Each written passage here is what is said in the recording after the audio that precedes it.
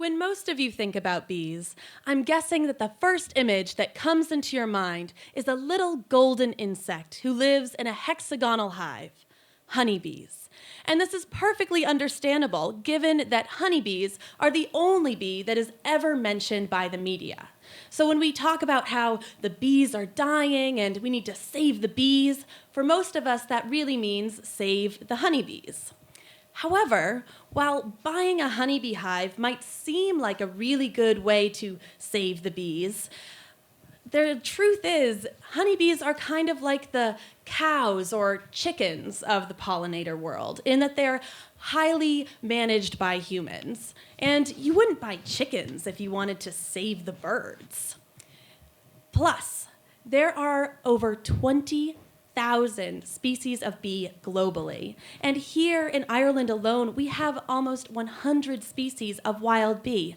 So much diversity, and here we are talking about just one species. Unfortunately, here in Ireland, about a third of our wild bee species are threatened with extinction, and that's really scary stuff. These wild bees don't make honey like honeybees do, but what they do is far more important for our survival and the survival of our planet. Bees carry pollen from one flowering plant to another so that that plant can produce seeds and fruits.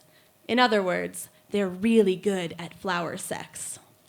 And there's evidence to show that wild bees in some cases are much better at flower sex or pollination than the famous honeybee, which makes them super important for preserving our beautiful natural areas and for growing all of our favorite foods like strawberries and apples and coffee.